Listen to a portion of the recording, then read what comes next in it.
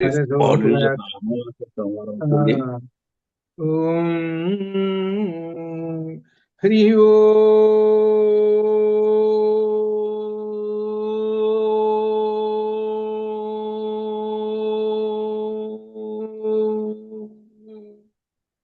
గురు బ్రహ్మ గురుర్విష్ణు గురుర్దేవో మహేశ్వర గురు సాక్షాత్ పరం బ్రహ్మ తస్మై శ్రీ గురవే నమః. జ్ఞానానందమయం దేవం నిర్మల స్ఫటికాకృతిం ఆధారం సర్వ విద్యానాం హయగ్రీవముపాస్మహే హయగ్రీవముపాస్మహే. శృతి స్మృతి పురాణానామాలయం కరుణాలయం నమామి భగవత్పాదం శంకరం లోకశంకరం. నమామి భగవత్పాదం శంకరం లోకశంకరం. స్వరదిందు వికాసమందహాసాం వరదిందీవరలోచనాభిరామాం అరవింద సమాన సుందరాస్యాం అరవిందాసన సుందరీ ఉపాసే. శారదా శారదాం భోజవదనాం వదనాంబుజే సర్వదా సర్వదా అస్మాకం సన్నిధిం క్రియాతు. సరస్వతీ నమస్తుభ్యం వరదే కామరూపిణి విద్యారంభం కరిష్యామి సిద్ధిర్భవతు మే సదా. ఓం పరబ్రహ్మణే నమః. సామవేదాంతర్గత ఛాందోగ్యోపనిషత్తు అధ్యయనం చేస్తున్నాము. ఇందులో సద్విద్య అనేటువంటి అంశం అధ్యయనం చేస్తున్నాం. ఈ సద్విద్య అనే దానిలో త్రివృత్ కరణము అనేటువంటిది వచ్చింది. త్రివృత్ కరణం అంటారు. త్రి అంటే మూడు పేటలతోటి ఉన్నటువంటిది అని అర్థం. త్రివృత్ కరణం. ఇవి ఎక్కడి నుంచి వచ్చామంటే మనం ప్రారంభము మొదటి దగ్గర నుంచి భూమి, భూమి పైన నీళ్లు, నీళ్ల పైన అగ్ని, ఈ మూడు పంచభూతాల్లో ఒక మూడు. ఈ మూడుటి వలనే ఈ జగత్ అంతా వచ్చిందని చెప్పుకుంటూ వచ్చాడు. అలా వరుసగా ఎక్కడెక్కడ ఎట్లా ఉన్నాయో చంద్రుల్లోనూ సూర్యుల్లోనూ త్రివృత్తులు ఎలా ఉన్నాయో చెప్పుకుంటూ వచ్చారు. అలానే మనం తీసుకునేటువంటి ఆహారంలో కూడా ఎలా ఉన్నాయో చెప్పుకుంటూ వచ్చారు. ఆహారం తీసుకున్నాం అనుకోండి, ఆహారం యొక్క సూక్ష్మాంశం ఏమో మనసుకు వెళ్ళిపోతున్నదండి అన్నాడు. మంచినీళ్ళు తాగాము, నీళ్లు తీసుకుని నీళ్ల యొక్క సూక్ష్మాంశం ప్రాణానికి వెళ్ళిపోతున్నదండి అన్నాడు. అట్లనే మనలో కూడా ఏమున్నది అని అంటే మూడు ఉన్నాయి అని అంటాడు. అగ్ని ఉన్నది, నీళ్లు ఉన్నాయి, భూమి అన్నీ ఉన్నాయి అని అంటాడు. ఎట్లానంటే దీనిలో ఉదాహరణ అగ్ని ఎట్లా ఉంది అని అంటే దాహం వేస్తుంటుంది. దాహం అంటే అర్థం ఏంటి? అగ్ని అని అర్థం. ఇప్పుడు మనం దాహం వేస్తున్నప్పుడు అంటే తెలుగులో దప్పిక అన్నాం. ఆ దప్పిక వెలిగినప్పుడు ఏం చేస్తాం? మంచినీళ్ళు తాగితే అది నివారణ. లోపల అగ్ని ఉంది, అలానే లోపల అగ్ని ఉంది కాబట్టి, ఆ శక్తి ఉంది కాబట్టి మనం కష్టపడి పనిచేస్తే ఆ స్వేద రూపంలో బయటికి నీళ్లు వస్తుంటాయి. ఇట్లా ఈ విధంగా త్రివృత్కరణం మన శరీరంలో కూడా ఉన్నదని చెప్పుకుంటూ వస్తున్నాడు. ఇది చెప్పుకుంటూ వచ్చి ఇందులో 256వ పేజీలో కూడా ఏం చెబుతున్నాడంటే అన్నము నీళ్లు అన్నాన్ని తీసుకొని పోతుంటుంటాయి. మనం అన్నం తిన్నాము, అన్నం తింటే మంచినీళ్ళు తాగుతున్నాము. మంచినీళ్ళు తాగితే ఏమవుతున్నది? అదంతా ద్రవం అయిపోతున్నది. మన అట్ల పిండి ఎట్లయితే మనం దీంట్లో ఎట్లయితే ఉన్నదో అట్ల పిండిలాగా తయారైపోతున్నది. దీనికి మూలం ఏంటి? నీళ్లు. ఆహారానికి నీళ్లు అంటే ఆహారం పెట్టుకున్నప్పుడు మంచినీళ్ళు లేకుండా కూర్చోం.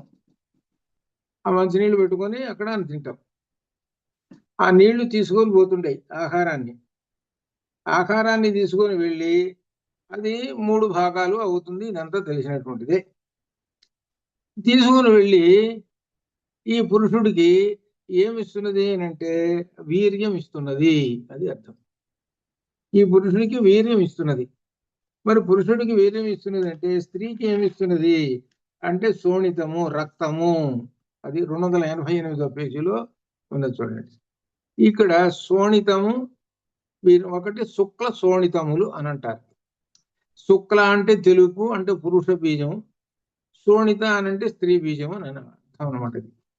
ఈ శుక్ల శోణితములు రెండూ కలిసి అప్పుడు ఏమవుతుంది అనమాట? ఒక జీవుడు వస్తున్నాడు. వీటికి మూలం ఎక్కడున్నదో వెళ్ళు అని చెబుతున్నాడు. అది వీటికి మూలం ఎక్కడుందో వెళ్ళు. అందుకనే మనకు మొట్టమొదట ఏం చెప్పాడంటే మృతికేత్యేవ సత్యం అన్నాడు. అక్కడి నుంచి మొదలు పెట్టాడు. ఏది కుండ ఉన్నది, కుండను చూసాం. ఏమిటి కుండకి సత్యం ఏమిటి అని అంటే మట్టి అన్నాడు. మట్టి ఎక్కడి నుంచి వచ్చింది? ఇట్లా వరుసగా పట్టుకుంటూ పోయినాడు. పట్టుకుంటూ పోతే మట్టి ఎక్కడి నుంచి వచ్చింది? మట్టి అంటే భూమి. భూమి ఎక్కడి నుంచి వచ్చింది? నీళ్ళు ఎక్కడి నుంచి వచ్చినాయి? అగ్ని. అగ్ని ఎక్కడి నుంచి? వాయువు. వాయువు ఎక్కడి నుంచి? ఆకాశము. ఆకాశం ఎక్కడి నుంచి? పరమాత్మ. అక్కడికి పోయినాడు. ఆ పరమాత్మ సత్. కాబట్టి ఈ కుండకి మూలం చివర అసలు పాయింట్ ఏదో చెప్పు, అది అంటే సత్.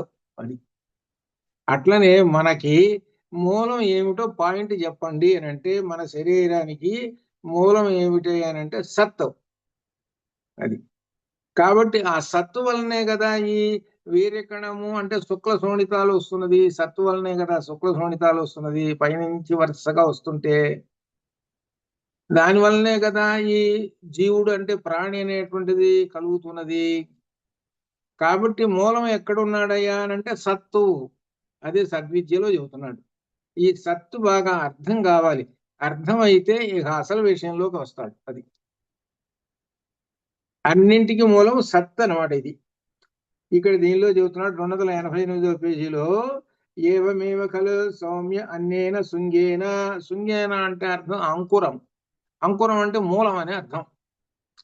మూలం అంటే అర్థం ఏంటి? కారణము అని అర్థం అనమాట. కార్యకారణములు అంటాం చూడండి.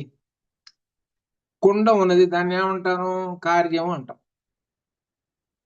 కారణం ఏమిటి? మట్టి. మృతికేత్యేవ సత్యం. అది అట్లా అనమాట. కార్యకారణములు. శృంగేన ఆపో మూలం అన్విచ్ఛ అద్భిః సౌమ్య శృంగేన తేజో మూలం అన్విచ్ఛ తేజస సౌమ్య శృంగేన సత్ మూలం అన్విచ్ఛ. ఇక్కడ ఏం చెబుతున్నారంటే ఇదే విధంగా పృథివీ అనే కార్యము ద్వారా అంటే శృంగేన ద్వారా జలములు అనే మూలమును.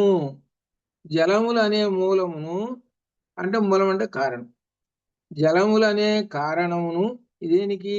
పృథివికి మూలము ఏది? జలము. ఇక్కడ బాగా గుర్తుపెట్టుకోవాలి. పంచభూతాల వరుస గుర్తుపెట్టుకోవాలి.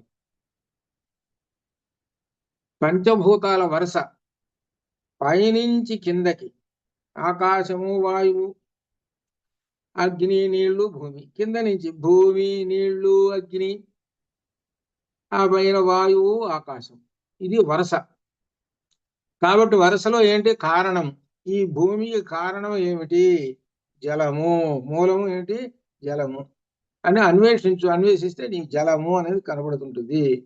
జలము అనే కార్యముతో జలం ఎక్కడి నుంచి వచ్చింది అని మళ్ళీ పైకి పోతే అప్పుడు ఏమొస్తుంది నీకు? సమాధానము అగ్ని వస్తుంది. ఇక వరుసగా మూలాలు పట్టుకుంటూ ఇది ఎక్కడి నుంచి, ఇది ఎక్కడి నుంచి ఇది వస్తుంది అని పట్టుకుంటే నెమ్మదిగా పోదు. జలానికి మూలం ఏమిటి? తేజస్సు. తేజస్సు అంటే అగ్ని అన్నావు. సరే, అగ్నికి మూలం ఏమిటి? పట్టుకో అంటున్నాడు. ఇక్కడ ఏంటంటే సత్తుతోటి పూర్తి చేశాడు. మనకు తైతీర్యం అయితేనేమో ఆకాశం దాకా పోతాడు. ఇక్కడేమో సత్తుతోటి పూర్తి చేశాడు. అది అగ్నికి మూలం ఎవరు? సత్తు అన్నాడు. ఆ సత్తు పదార్థమే. ఆ సత్తును నువ్వు పట్టుకో. అది దానికి మనకు మొట్టమొదట మట్టి, కుండ చెప్పాడు.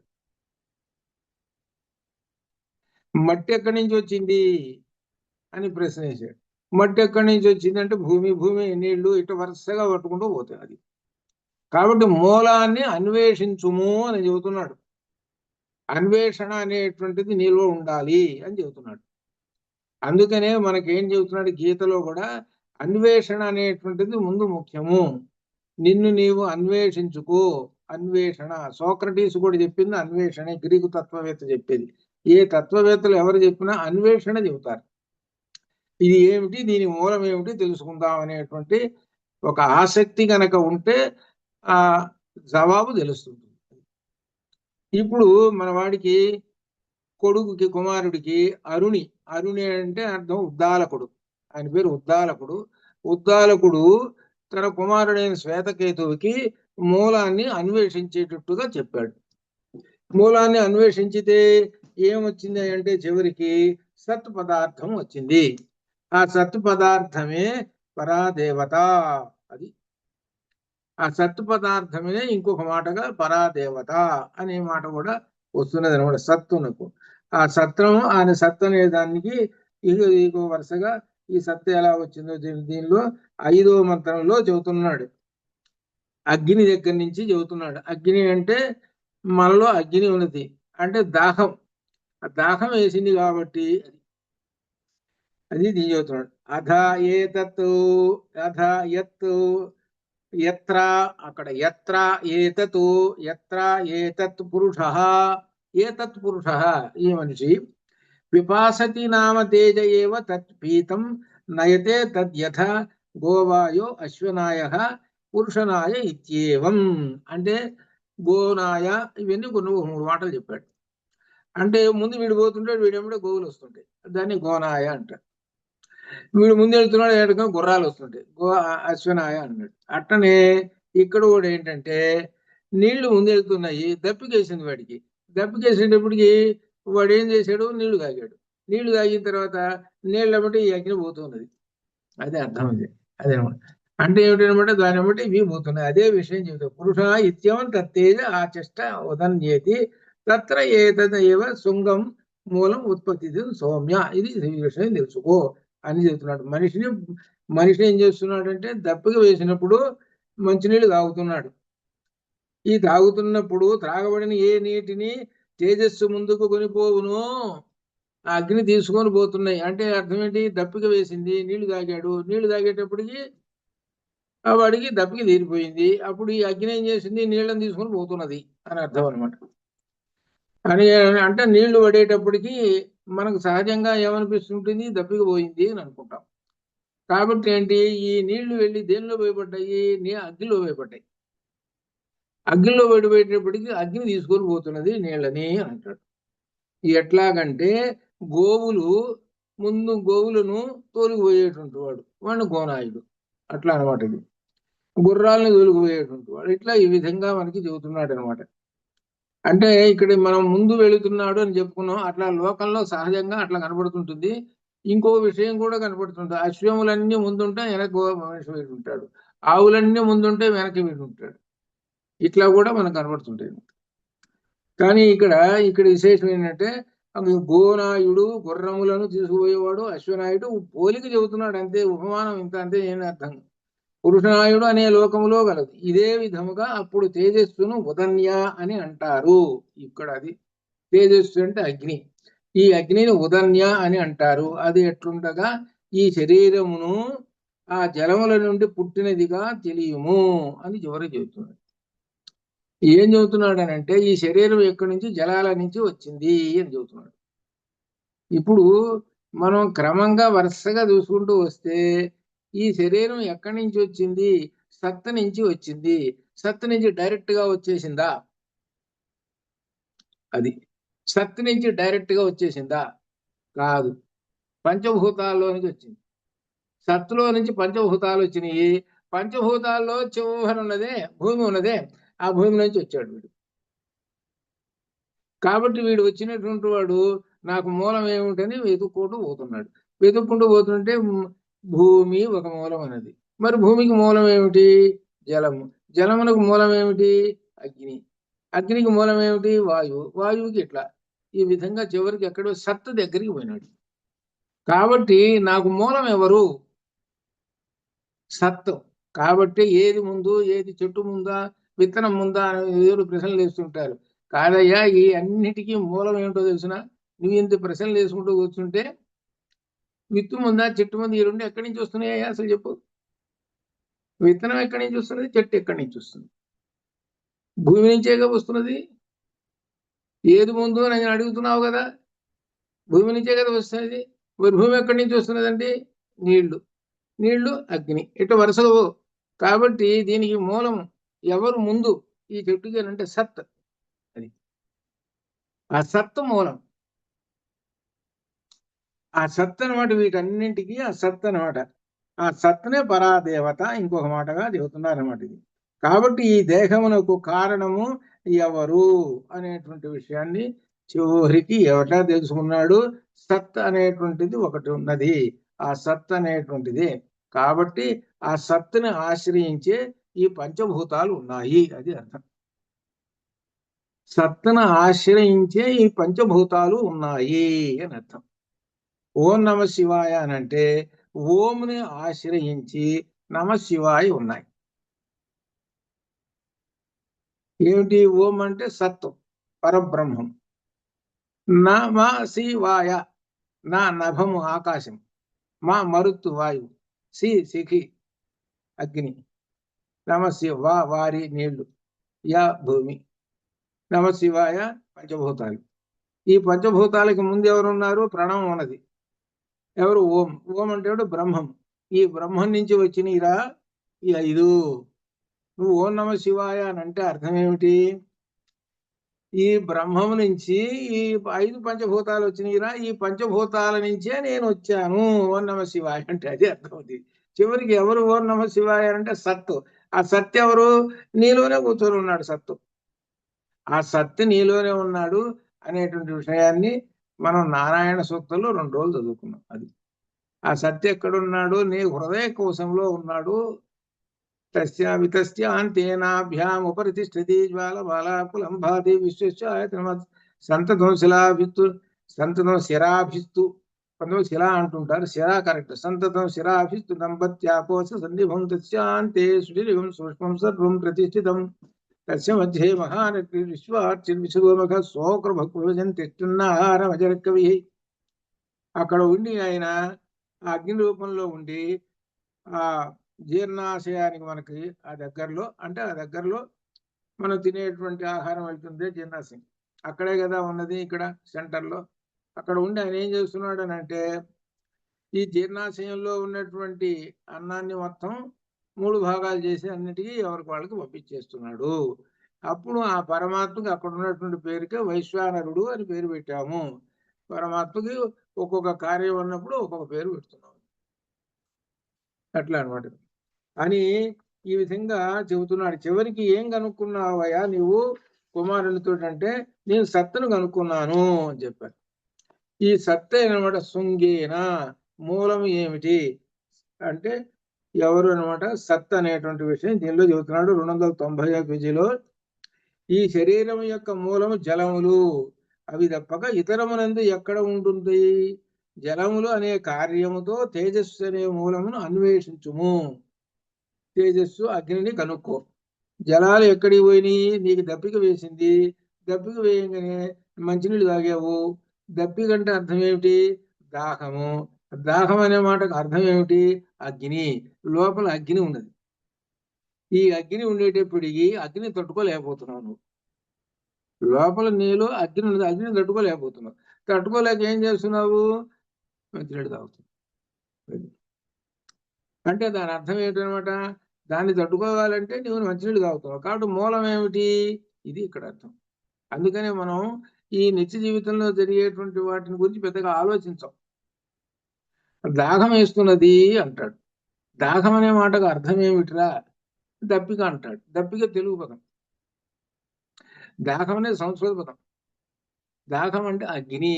అది లోపల అగ్ని ఉంది, నాకు అగ్ని రగిలిపోతున్నది, మండి భగభగ మండిపోతున్నాయి, నెత్తి నీళ్లు పోయి. అందుకని శివుడు ఆ విషయానికి తాగేటప్పటికి లోపల భగభగ మండిపోతున్నది. మండిపోయేటప్పటికి అప్పుడు ఏం చేశాట? నీళ్లు ఒక కాస్త పోస్తే సరిపోతుంది ఆయనకి, గంగయ్య తెచ్చిపెట్టుకున్నట్ట నెత్తి మీద. అమ్మాయి అక్కడ చల్లంగా ఉందిరా. అందుకని ఆ శివుడి నెత్తి మీద ఎవరైతే కాస్త నీళ్లు పోస్తారో, అమ్మాయ నాకు ప్రశాంతత ఇచ్చాడరా. ఎవరు పోసాడరా? వీడు పోసాడా? కాబట్టి నీకు ప్రత్యుపకారం, నాకు ఉపకారం చేసావు కదా, నీకు ప్రత్యుపకారం చేస్తాను అని నీకు శుభాలు ఇస్తాను. అది అందుకు ఏది ఈ అభిషేకాలు చేస్తుంది, అది ఉద్దేశం. అయితే మాత్రం ఒకటి విశేషం, ఈ అభిషేకాలు చేసేటువంటి వాళ్ళు కొంతమంది బాగానే ఉంటుంది చేయడం, ఇదంతా తూకం అన్నది చూశారు, తూకం కాస్త పెంచు అవుతుంటుంది. అంటే అర్థమైందా మీకు? చాలా మందికి తెలియదు. కొంతమంది ఏం చేస్తుంటారంటే ఈ అభిషేకాలు ఇంట్లో పిచ్చి పిచ్చిగా చేసేస్తుంటారు. అంటే ఎప్పుడు చేస్తున్నారు, అదే బాగానే ఉందయ్యా. అభిషేకం ఎవరికి చేస్తున్నావు? అభిషేకం అంటే శివుడికి చేస్తున్నావు. నువ్వు దేనిలో ఉన్నావు? నువ్వు సన్యాసంలో ఉన్నావా, వానప్రస్థంలో ఉన్నావా, గృహస్థులో ఉన్నావా? దేనిలో ఉన్నావు నువ్వు? దేనిలో ఉన్నావు ప్రశ్న వేసుకో. సరే, ఏం చేస్తున్నాడు? సరే, ప్రశ్న తెలుసుకున్నావు. గృహస్థులో ఉన్నావు. గృహస్థులో ఉన్నప్పుడు ఎవరిని పట్టుకోవాలి? విష్ణువుని పట్టుకోవాలి. విష్ణువు అంటే లక్ష్మీదేవి. నీవు తూకం ఎట్లా చూస్తున్నావు? పోనీ రెండు సమానంగా చూస్తే ఏం పర్వాలేదు, ఇబ్బంది లేదు. నీకేమిటి ఎంతసేపటికి అభిషేకం అభిషేకం, దీనికి రెండో పనే లేదు. మరి బ్రాహ్మణుల్లో కొంతమంది ఉన్నారండి, పిచ్చిగా చేసేస్తుంటారు. చేసేస్తున్నా బాగానే ఉంది, మరి ఆ సంగతి ఏమిటి? అది మాత్రం వదిలేస్తాడు. ఇది చేసేటువంటి వారే చేస్తున్నారయ్యా, బాగానే ఉంది అంత. ఏవరా నీకేమన్నా అర్థం తెలిసిందా? అర్థం సంగతి పక్కన పెట్టండి. ఒక ఆయన్ని ఇట్లనే దాన్ని ఏమంటారు, చాలాసేపు అండి, ఒక 5-6 గంటలు ఏది పెద్ద ఇది బొమ్మేసి, అర్థం కాల, ఈ బొమ్మేసి, ఆ శివలింగం బొమ్మేసి ఒక 3-4 కూర్చొని ఓహో బరా బరా చదువుతుంటుంటే, వీళ్ళేమో నెమ్మదిగా నీళ్లు పోస్తుంటుంటే ఇవన్నీ జరుగుతాయి. అంతా అయిపోయింది. అయిపోయిన తర్వాత చదివేటువంటి ఆయన్ని, ఏమయ్యా నువ్వు ఈ మంత్రం అంతా చదువుతున్నావు, బాగానే ఉంది, ఈ మంత్రార్థం ఏమిటో తెలుసు? అది మాత్రం అడక్కండి. నువ్వు చాందోగ్యోపనిషత్తు చదువుకున్నావా? సత్యకామ జావాల ఎంత చురక వేశాడో నీకు తెలుసునా? ఎంత చురక వేశాడో. ఏమిరా మీరు చదువుతున్నటువంటి మంత్రాలు ఏమైనా మంత్రార్థం తెలిసి చదువుతున్నారా, ఎట్టబడితే ఇట్లా చదువుతున్నారా మీరు అని అంటే వాళ్ళు అన్నారు, అయ్యా నమస్కారం, మాకు మాత్రం అర్థం తెలియదండి. అర్థం తెలియకుండా చేస్తున్నారు ఏమిటో, తలకాయలు దిగిపోతాయి. ఏమిటనుకుంటున్నారు? ఏం మంత్రం అనుకుంటారో ఏమనుకుంటున్నారు? అప్పుడు రాజుగారు అంటాడు, అయ్యా మీరు వచ్చారు, మీకోసం వెతుకుతున్నాము కాబట్టి ఈ ఆధ్వర్యం ఆజ్ఞని మీరు చేయండి. ఎప్పుడైతే మంత్రార్థంతో కనుక చేస్తుంటాడో వాడికి ఫలితం సంపూర్ణంగా సిద్ధిస్తుంది. మంత్రార్థం తెలియదు, కేవలం కర్మ చేస్తూ ఉంటాడు, దాన్ని కర్మ అంటారు. దాన్ని ఈ కర్మ చేస్తున్నందుకు ఆ శివుడు ఏమంటాడనంటే, చేసావులే, ఏదో ఒకటి ఇస్తానులే నీకు, అందరికీ ఫుల్ భోజనం పెడితే వీడికి ప్లేట్ భోజనం పెడతాడు. అది సరిపోలా ఇప్పుడు? అది అంటే సమయం ఏమిటి?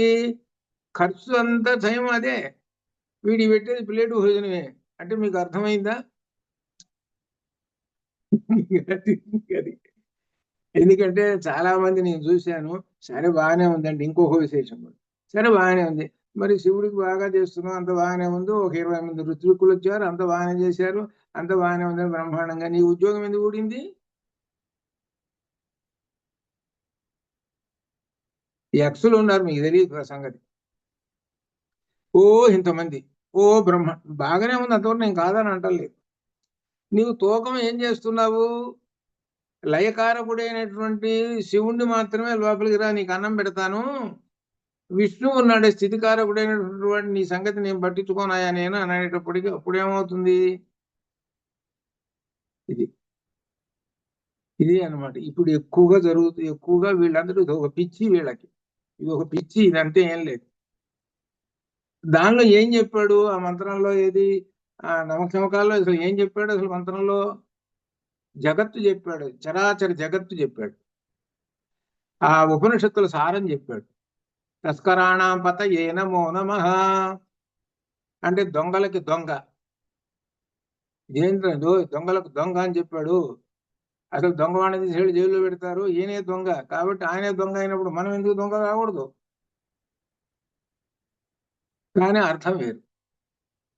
కర్మారేభ్యో కులాలేభ్యశ్చవు, కులాలేభ్య అంటే కుండలు చేసేవాడు, అదే కార్యకారణం, ఇదంతా చెప్పుకుంటూ ఇంత విశేషాలతోటి ఉన్నటువంటిది. అందుకని ఏంటంటే అర్థం తెలుసుకొని కనుక వాళ్ళు కనుక చేస్తూ ఉంటుంటే అప్పుడు కొంత ప్లేటు భోజనం కాదు, ఇంకొంచెం పెరుగుతుంటుంది. అందుకనే ఏమిటనంటే మిగిలిన వాళ్ళు ఉంటారండి, వీళ్ళు కాకుండా, బ్రాహ్మణులు కాకుండా మిగిలిన వాళ్ళు, సరే వాళ్ళంటే సరే ఏదో కూర్చొని ఏదో చేయించుకుంటా, చదువు వాళ్ళని పక్కన పెట్టు. కానీ వీడు మాత్రం తప్పనిసరిగా దానిలో చెప్పాడు అనమాట, ఈ బ్రహ్మజ్ఞానం లేకుండా నువ్వు కనుక ఉన్నావు నువ్వు బ్రాహ్మణుడు కాదురా అని. ఆ విధంగా బ్రాహ్మణ బ్రహ్మణ ప్రియ మనకి దీనిలో వచ్చింది చూడు, విష్ణు సహస్రనామాల్లో. అది కాబట్టి తెలుసుకోవటానికి ప్రయత్నం చేయాలి. అదే మనకి ఇక్కడ ఓ ప్రయత్నం చెబుతున్నాడు.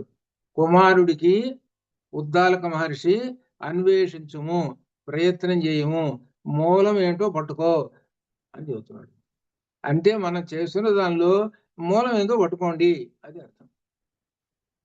మూలం ఏందో పట్టుకోకుండా ఏదో చేసాం అంతా అయిపోయింది అని అంటే ఎట్లా? సమయం ఏమో అయిపోతున్నది కదా.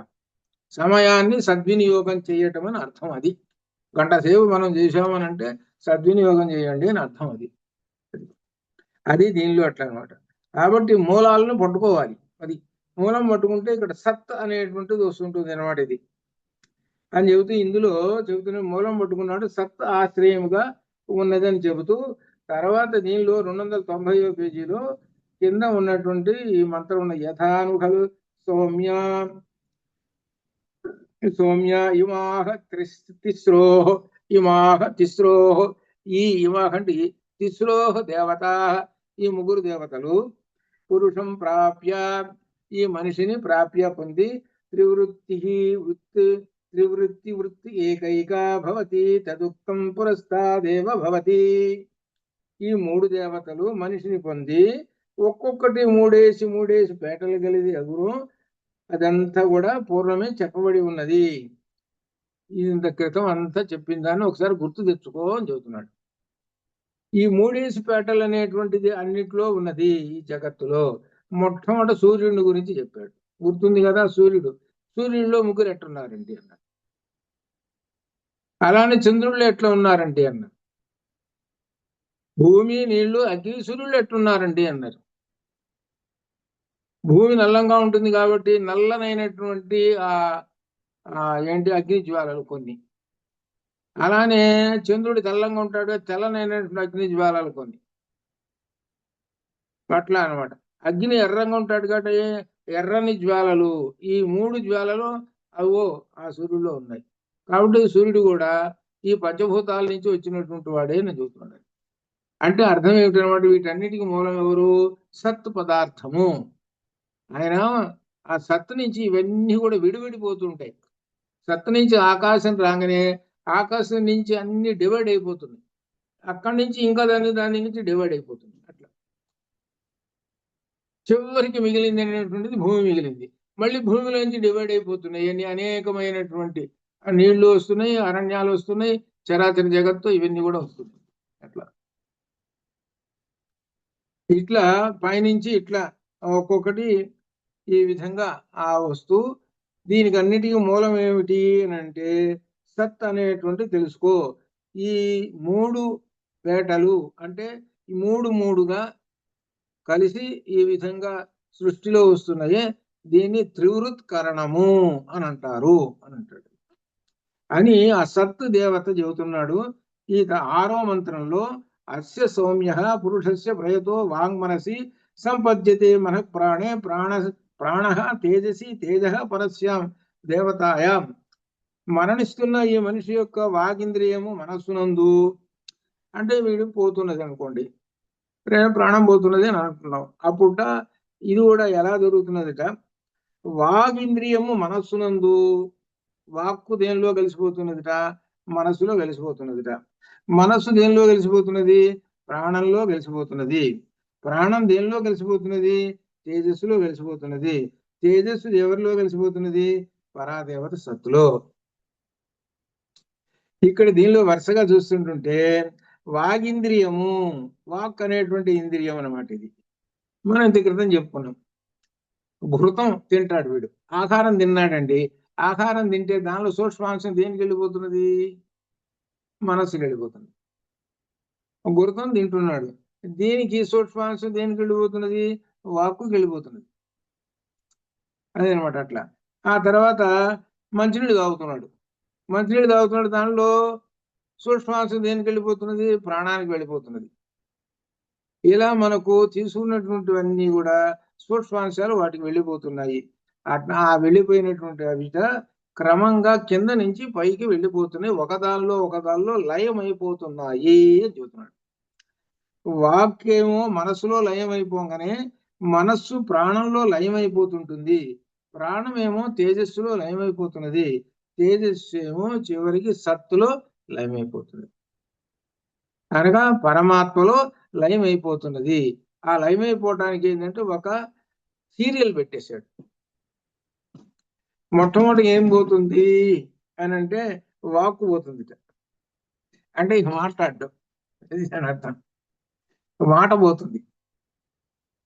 మాట పోతుంది అంటే అందుకని ఏం చెప్పారంటే శరీరం ఎదవాప్నోతి. శరీరం ఎప్పుడైతే వెళ్ళిపోతుంటుందో ఆ వెళ్ళిపోతున్నప్పుడ వీడు ఎప్పుడు ఓంకారం చెప్పేటువంటి వాడు ఉన్నాడే, ఓంకారం చెబుతూ ఉంటుంటాడట. ఓం అనేది చెబుతూ మనస్సులోనూ చెబుతూ ఉంటున్నాడు ఓంకారం. కానీ ఆ టైం వచ్చేటప్పటికి ఆ ఓంకారం చెబుతున్నటువంటి వాడు ఎవరికి వెళ్ళిపోతుంటాడంటే చివరికి ఎక్స్ప్రెస్ లాగా ఈ పరదేవతలోకి వెళ్ళిపోతాడు.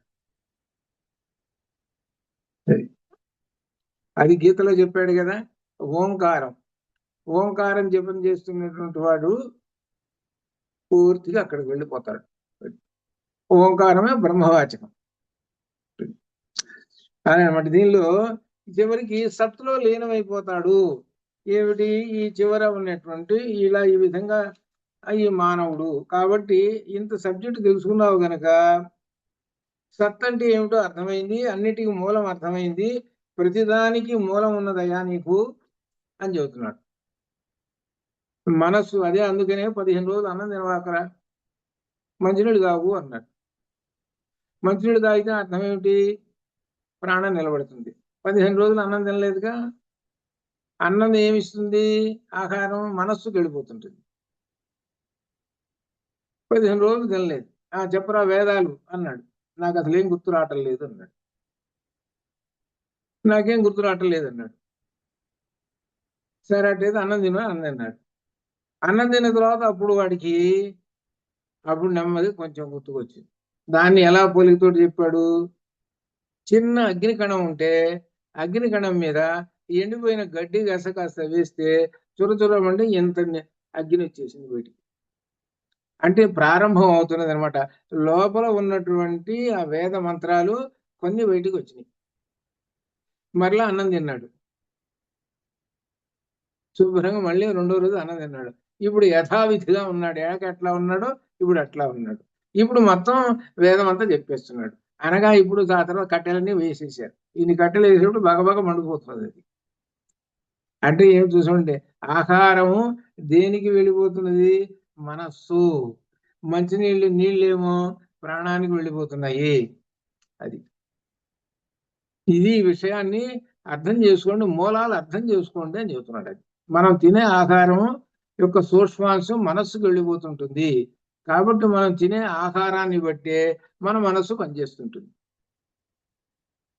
త్రిగుణాలలో తమోగుణ ఆహారం తిన్నాం అనుకోండి, మన మనస్సు కూడా అట్లనే ఉంటుంది. మనస్సు కూడా అట్లా ఉంటుంది. అలానే రజోగుణం అట్లానే, సత్వగుణం ఈ విధంగా అనమాట. కాబట్టి అది మన చేతిలోనే ఉన్నదని చెబుతున్నాడు. ఈ త్రిగుణములను అర్థం చేసుకొని వాటిని ఎట్లా ఉపయోగించుకోవాలో చూసుకో. సత్వగుణం అనేటువంటిది ఎప్పుడు కూడా ఎవరికి ఉపయోగించుతుంది అని అంటే కష్టపడకుండా హాయిగా కూర్చోలో కూర్చొని ఉద్యోగం చేసేటువంటి వాడు ఉంటాడే వాడి సత్వగుణం. వాడి శారీరకమైనటువంటిది ఏముంది? ఉద్యోగం అంటే ఏంటి? కంప్యూటర్ అంటే ఏమిటి? బుద్ధితోటి పనిచేయాలి. బాగా తెలివిగల వాడు ఉన్నాడు అనుకో, కంప్యూటర్ చేసేటువంటి వాడి జీతం ఎక్కువ. అంతేగా. ఏదో నార్మల్గా ఉన్నాడు అనుకోండి, తొందరగా వాడిని వీకేస్తారు. అది ఇది ఎక్కడొచ్చింది? మనస్సును బట్టే కదా వచ్చింది. మరి వాడికి అందరూ మనుషులే. ఇది కాబట్టి ఆహారం అనేటువంటిది అర్థం చేసుకొని తీసుకోవటం అనేటువంటిది కూడా ఉన్నది ఇట్లా అనమాట. కాబట్టి మనస్సుని గురించి చెబుతున్నాడు. అమ్మయ్య, ఇప్పుడు వచ్చిందండి అసలు విషయం. చివరికి ఎక్కడికి తీసుకొచ్చాడు? మనకి అంతా చెప్పుకుంటూ వచ్చేసేసి సత్ అనేటువంటిది మూలము అని చెప్పి సద్విద్య అని చెప్పేశాడు. సత్తు ఇప్పుడు అంటున్నాడు ఏమంటే సత్తు. ఆ సత్తు ఎక్కడ ఉన్నది? మళ్ళీ వేస్తాడుగా ప్రశ్న. మూలాలన్నీ చెప్పుకుంటూ వచ్చాడు కదా, దీనికి మూలం ఇది, దీనికి మూలం ఇది అన్ని చెప్పుకుంటూ వచ్చాడు. మరి సత్తుకి మూలము ఎక్కడా? ప్లేస్ ఎక్కడా? అది ఇక్కడి నుంచి మొదలవుతున్నది 7వ మంత్రంలో. ఇది ఏమంటున్నాడు? సయ ఏషః అణిం ఏతదాప్యమిదం సర్వం తత్ సత్యం స ఆత్మా తత్వమసి శ్వేతకేతో. ఇక్కడి నుంచి 8 సార్లు వస్తుంది. 8 సార్లు చెప్తాడు తత్వమసి. ఇదే మనకు ఛాందోగ్యోపనిషత్తులో ఉన్నటువంటి హర్ట్ ప్రధానమైనది ఒకటి. రెండవది శంకరాచార్య స్వామి వారికి ఆయుధం ఇదే, తత్వమసి ఆయుధం. దీనితోటే శంకర విజయంలో వాళ్ళని జయిస్తాడు. తత్వమసి ప్రధానమైనటువంటిది మహావాక్యం. దీంతో దీని సబ్జెక్టు ఎంత ఉంటుందంటే మళ్ళీ ఒక ఉపనిషత్తు అంత ఉంటుంది ఈ సబ్జెక్ట్. ఏమిటి దీనిలో గొప్ప విశేషం? కాబట్టి దీనిలో ఎంతమంది అయితే బుద్ధిని నిలపగలుగుతారో వాళ్ళందరికీ కొత్త విశేషాలు తెలుస్తాయి. ఇంకొక విశేషం ఏంటంటే, ఎవరైతే మంత్ర దీక్షలు తీసుకొని మంత్ర దీక్షలు చేస్తూ ఉంటుంటారో ఏమిటి వాళ్ళకి అత్యధికమైనటువంటి ఇంకా ఫలం. అంటే అర్థం ఏమిటంటే, మంత్ర దీక్షలు చేసుకుంటున్నారు అనుకోండి, వాళ్ళకు ఒక 10%, 20% బలం వచ్చిందనుకోండి. ఏంటి బలం అంటే ఆ మంత్ర బలం అనేది వచ్చిందనుకోండి. ఈ మహావాక్యాలు ప్రవేశించేటప్పటికి 1000% వస్తుంది. మహావాక్యములు అనేటువంటివి ఏమిటంటే, మనం ఉపాసించేటువంటి ఏ మంత్రదీక్షలు అయితే ఉన్నాయో వాటికంటే 1000% అధికం అవుతుంది వీటిని మహావాక్యాలు. ఈ మహావాక్యాలు శంకరాచార్య స్వామి వారు బ్రహ్మోపదేశం అంటారు. ఇది ఈ మహావాక్యాలని బ్రహ్మోపదేశం, గురువు గారు బ్రహ్మోపదేశం చేస్తాడు. సహజంగా బ్రహ్మోపదేశం అంటే ఉపనయనం అయ్యేటప్పుడు తండ్రి గాయత్రి మంత్రం చెబుతాడు, అది బ్రహ్మోపదేశం. ఇక్కడ గురువు గారు చెప్పేటువంటి బ్రహ్మోపదేశం ఏంటంటే 4 మహావాక్యాలు. ఇది అనమాట. ఆ 4 మహావాక్యాలు గోవింద భగవత్ పాదాచార్యుల వారు నర్మదా నదీ తీరమున ఉన్నటువంటి తన ఆశ్రమంలో శంకరులకు చెప్పారు. శంకరులు చెప్పి ఏమన్నారంటే, నాయన నీవు కాశీ వెళ్ళి, కాశీ నుంచి నీవు బదరీ వెళ్ళు, ఆ బదరీ వెళ్ళి బదరీలో కూర్చొని బ్రహ్మసూత్ర భాష్యం రాయనాయన అని చెప్పారు. ఆ బ్రహ్మసూత్ర భాష్యం రాసి అక్కడి నుంచి మరలా తిరిగి కాశీ వచ్చాడు. కాశీ వచ్చి శిష్యులకి చెబుతూ ఉన్నాడు. కాశీలో గంగా నది తీరాన బ్రహ్మసూత్ర భాష్యాన్ని చెబుతున్నాడు. చెబుతుంటే వ్యాసుల వారు వృద్ధ బ్రాహ్మణుడు వేషంలో వచ్చాడు. వచ్చి పరీక్షిస్తాడు. పరీక్షించి ఆ పరీక్షలో నీ యొక్క ఈ బ్రహ్మసూత్ర భాష్యం నేను ఏవైతే చెప్పానో సూత్రాలు 555 సూత్రాలు, బ్రహ్మసూత్రాలు ఎవరు రాసినది వ్యాస మహర్షి. ఆ 555 సూత్రాలకి బాగా చక్కగా వ్యాఖ్యానం రాశావయ్యా నీవు. కాబట్టి నేను మెచ్చుకుంటున్నాను, నీకు వరం ఇస్తున్నాను అన్నాడు. ఎప్పుడు వరం అనేటువంటి ముందు ఎందుకు వచ్చిందంటే, ఈ బ్రహ్మసూత్ర భాష్యాలు బాగా రాసావు, బాగున్నది, గీతా భాష్యం రాసావు, మరి ఇవన్నీ లోకంలో ప్రచారం చేయాలి కదా, ఇంకా చేయాలి, మరి దేశమంతా తిరగాలి. ఇదేనంటే, అయ్యా నాకు 16 ఏళ్ళు నిండినియండి, ఇంకా అయిపోతాయి, ఇంకా కొద్ది రోజుల్లో వెళ్ళిపోతానన్నాడు. ఎవరు? శంకరాచార్య స్వామి వారు. నాకు 16 సంవత్సరాలేను నాకు ఇచ్చినటువంటి ఆయుర్దాయం, 16 ఏళ్ళకి నేను ఈ భాష్యాలు ఇవన్నీ రాశాను, అయిపోయింది. కాబట్టి ఇంకెక్కడ చేయగలుగుతాను మీరు చెప్పినట్టు. అట్లయితే నేను 16 సంవత్సరాలు ఇస్తున్నానని ఎంత ధైర్యంగా చెప్పాడో చూసుకో. నీకు ఆయుర్దాయం 16కి మళ్ళీ 16 కలుపుతున్నా నేను, 16 సంవత్సరాల ఆయుర్దాయం నీకు, 32 సంవత్సరాలు, ఇంకా 16 సంవత్సరాలు ఉంటావు.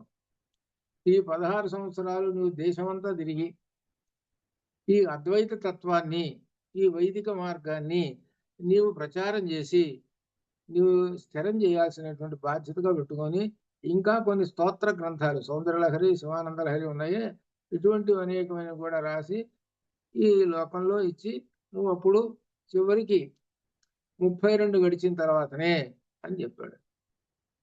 కానీ అర్థం ఏమిటనమాట, దానిలో చెబుతాడనమాట. అది ఆ శంకర విజయంలో అదనమాట. అది దానిలో చెప్పిన వాటిల్లో తత్వమసి అనేటువంటి మహావాక్యం ఉంటుంది. ఈ మహావాక్యంతో మండన మిశ్రుడిని జయిస్తాడు. మండన మిశ్రుడు కూడా తత్వమసి వాక్యం యొక్క ఉపదేశంతో సన్యాసం తీసుకుంటాడు. అది మహామంత్రం లాంటివి తత్వమసి అనేటువంటివి. అలానే మొత్తం 4 ఇవి. 4 ఎక్కడ ఉన్నాయి అని అంటే 4 ఉపనిషత్తుల్లో ఉన్నాయి. 4 వేదాల నుంచి వచ్చినవి.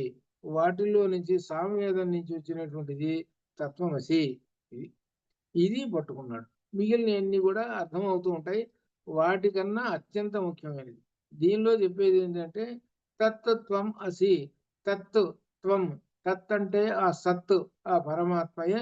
త్వం నీవు, అసి అయి ఉన్నావు. ఆ పరమాత్మ ఎవరో కాదు, నీవే అని అర్థం.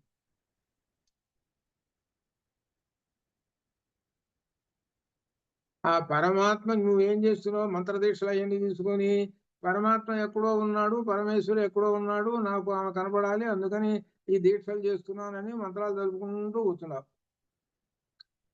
అది ఇక్కడ అంతకన్నా పెద్దది ఏమిటి? ఎక్కడో లేడయ్యా, నీలోనే ఉన్నాడు.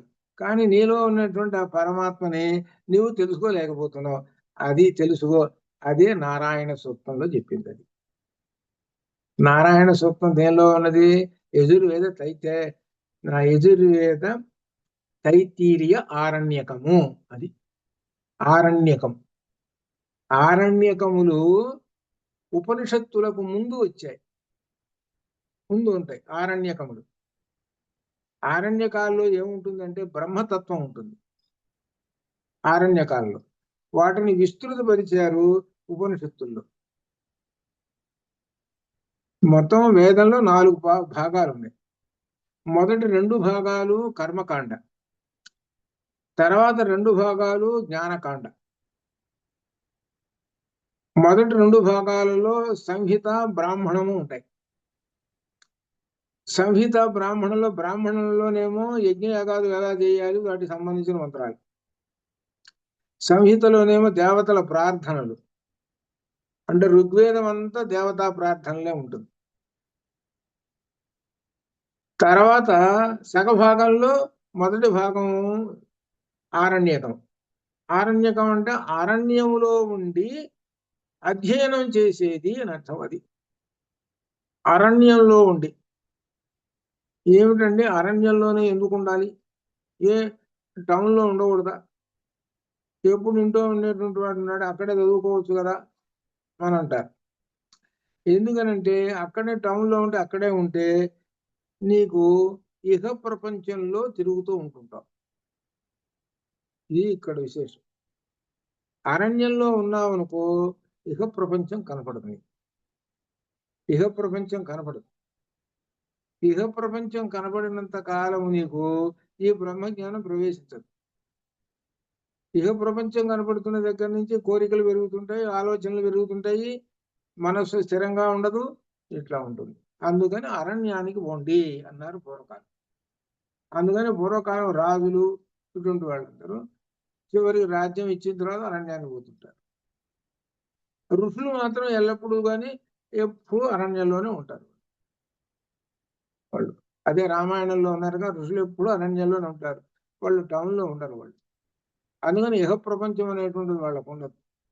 వాళ్ళు ఎంతసేపు తపస్సులు ఇవన్నీ చేసుకుంటూ కూర్చుంటారు వాళ్ళు, అరణ్యంలో ఉండేది. కాబట్టి అరణ్యకములు అంటే ఆరణ్యకములు. ఆరణ్యకములు ఏమిటి అంటే బ్రహ్మతత్వాన్ని చెబుతుంటాయి అన్నమాట. తర్వాత వాటిని విస్తృతపరిచారు, అవి ఉపనిషత్తులేవి. ఆ ఉపనిషత్తుల్లో 4 ఉపనిషత్తుల్లోంచి 4 మహావాక్యాలు. ఈ 4 ఉపనిషత్తులు 4 వేదాలకు సంబంధించినవి. అంటే 4 వేదాలు చదివిన దాంతో సమానం. అంటే ఈ మహావాక్యము ఆ వేదం యొక్క సారం. అది అంత గొప్పదన్నమాట. అయితే ఇక్కడ ఒక విశేషం ఉంది. వాక్యము అనే ఒక పదం ఉంది. వాక్యం అంటే మనకు తెలిసినటువంటిది ఏమిటంటే కర్త కర్మ క్రియలు ఏమిటంటే వాక్యము అని. ఇంకా అలానే ఇంకా విశేషణాలు అవి పెట్టుకొని రెండు లైన్లు 3 లైన్లు చేస్తుంటాడు ఒక్కొక్క వాక్యం. ఇలా ఇవన్నీ వాక్యాలు అనుకుంటారు. కానీ ఇక్కడ ఈ వాక్యం అటువంటిది కాదు. ఈ వాక్యం ఏంటనమాట, పెద్ద శక్తివంతమైనటువంటిది. ఇప్పుడు ఉదాహరణకి సుందరకాండం ఉందనుకోండి, దానిలో మొత్తం వాక్యాలు ఒక 30,000 శ్లోకాలంటే 32 60,000 వాక్యాలు ఇవన్నీ ఉన్నాయి అని అర్థం. అదంతా చదివితే గాని అది ఆ వాక్యాలను చదివితే గాని అది అర్థం కాదు. అర్థమైతే అప్పుడు ఏదో అనుగ్రహం ఇట్లా వస్తుంది. అంటే ఏంటి, ఇంత చదివితే ఇన్ని అక్షరాలు కదా, 60,000 వాక్యాలు చదివితే 60,000 వాక్యాలు అంటే ఎన్ని అక్షరాలు చదివావు నువ్వు? లెక్క వేసుకోండి.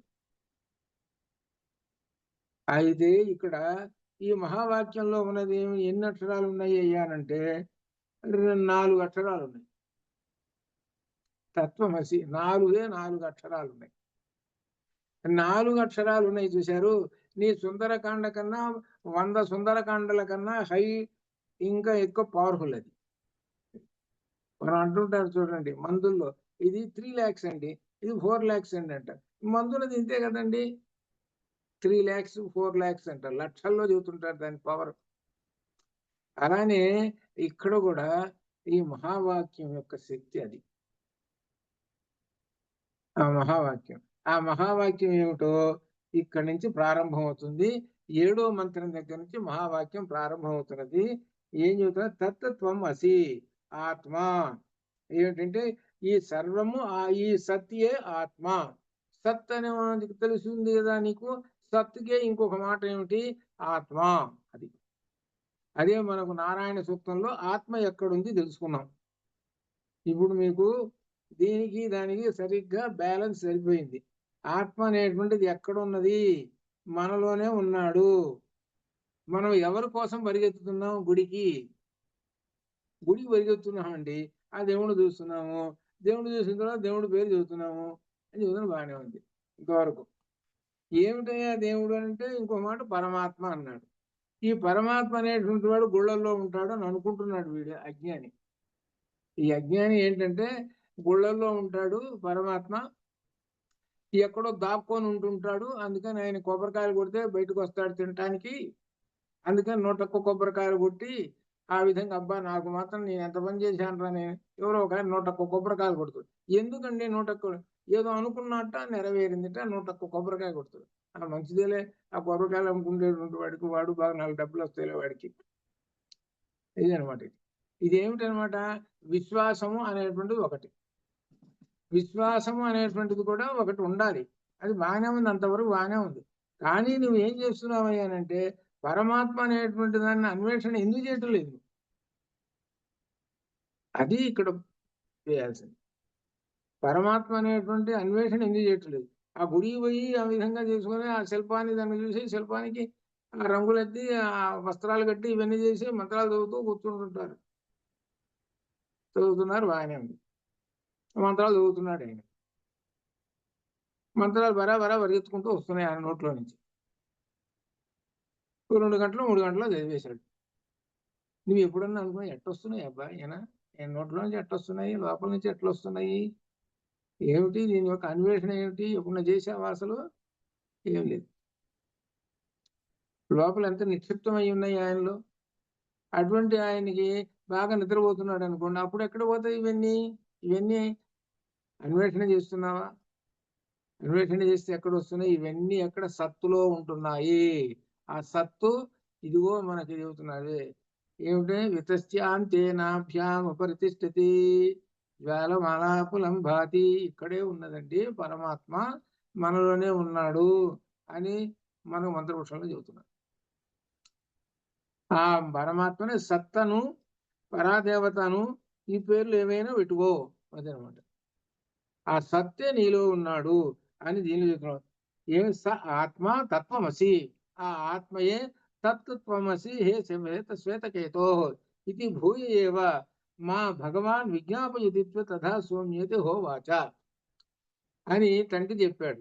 ఆ తత్ అనేటువంటిది ఆత్మ, ఆత్మ అనేటువంటిది తత్వం అసి.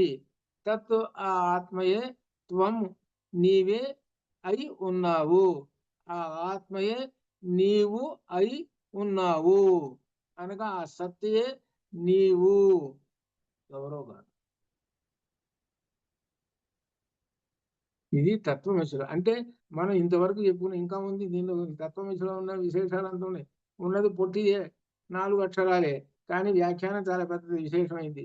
మనకు వస్తుంటుంది రేపటి నుంచి అనమాట. అయితే ఇక్కడ ఈ శ్వేతకేతు ఏం చేశాడనంటే కుమారుడు మళ్ళీ చెప్పు అని అన్నాడు. భూయ ఏవ మా భగవాన్, భూయ ఏవ మరలా చెప్పండి అని అంటున్నాడు. ఏమని? పూజనీయ, తమరు నన్ను ఉద్దేశించి మరలా వివరించి చెప్పండి అని శ్వేతకేతువులుగా సౌమ్య అటులని అని చెప్పాడు. 8 సార్లు చెప్తాడు. 8 విధాలుగా అర్థమయ్యేటట్టుగా ఈ తత్వమసి అనేటువంటి ఈ మహావాక్యాన్ని చెప్తాడు. ఈ మహావాక్యానికి ముందుగా మీకు ఈ మహావాక్యం అంటే ఏమిటి, విశేషాలన్నీ కూడా రేపు అంతా వివరణ చెప్పి దీంతో మనకి ఇక సమయం మాత్రం బాగానే తీసుకుంటుంది దీనికి, తత్వమసికి. ఎందుకంటే దీనిలో దీనిలో బ్రహ్మసూత్ర భాష్యానికి ఆ తర్వాత శంకర విజయానికి పనికొస్తాయి. శంకర విజయంలో 8వ పార్ట్ ఉంది, అది అర్థం కాదు అక్కడ, అదంతా తత్వమసి. 8వ పార్ట్ తర్వాత ఇంకా ఉన్నాయి 2-3 చోట్ల కొన్ని ఘట్టాల దగ్గర అర్థం కాదు అది. అందువల్ల ఏంటంటే ఇవి మనం రేపటి నుంచి 2 రోజులు ఉంది కదా, ప్రయత్నం చేద్దాం. మహావాక్యం అంటే ఏమిటి, ఇది అర్థం అట్లా అనమాట. అందుకని అంతవరకు శుభం భయాత్. ఓం పూర్ణమద పూర్ణమిదం పూర్ణాత్ పూర్ణముదచ్యతే పూర్ణస్య పూర్ణమాదాయ పూర్ణమేవావశిష్యతే. అసతోమా సద్గమయ తమసోమా జ్యోతిర్గమయ మృత్యోర్మా మృతంగమయ. ఓం శాంతి శాంతి శాంతి. శుభం భయాత్. ఓం